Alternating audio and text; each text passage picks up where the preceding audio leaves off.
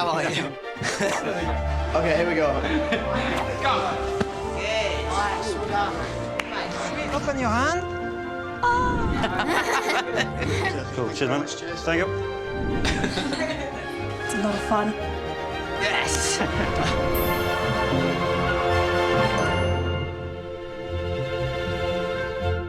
Hello everyone, my name's Matt Lewis. And I'm Alfie Enoch. And here we are in the room we spend most of our time when we're not busy shooting on the set of Harry Potter. Yeah, that's right. We've been hanging about in this room for about 10 years.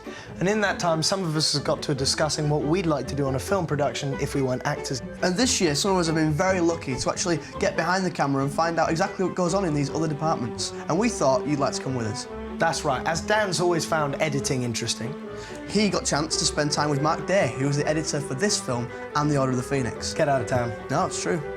No, actually, get out of town. Go, leave. No, unfortunately, we need him. Hello there.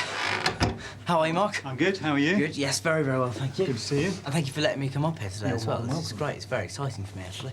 OK, so, Mark, what have you been working on today? Today, I've been working on the library scene, where you talk to Hermione about who you're going to go to the party with.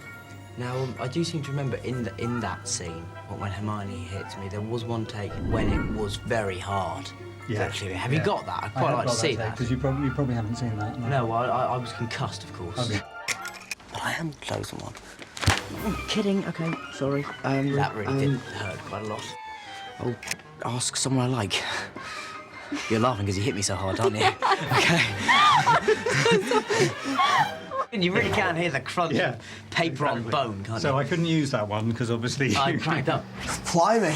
Ooh, maybe she doesn't know her own strength. Oh, Dan does now.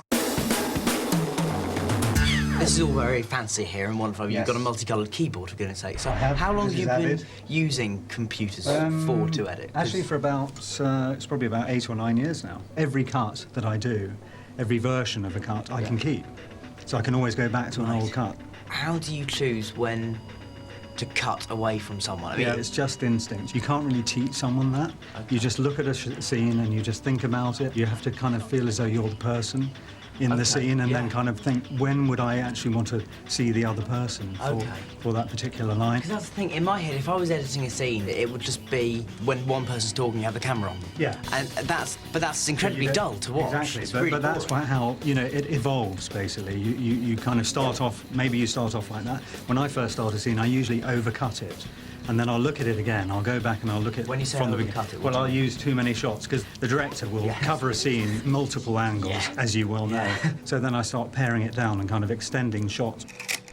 How different is it to cut a massive action scene, say, like the fight between Dumbledore and Voldemort at the end of the 5th film, and a scene like this where you've got 3 or 4 shots in total?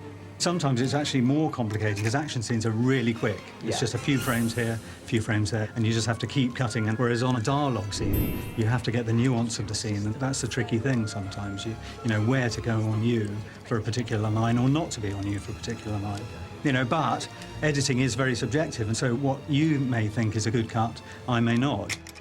How many times would you see this film? Oh, man. It's many, many, many times. And that's also quite difficult because you actually have to kind of keep a clear head and look at it from an outsider's point of view as if you're seeing it for the first time, which is quite tricky sometimes because I've seen it 300 times.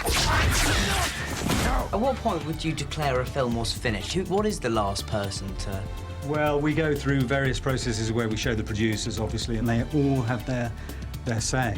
You know, so everyone has ideas, obviously, about filmmaking, and that's why it's so interesting being an editor, because you're involved with the whole process of where it evolves over the months and months that you're working on a film of this scale.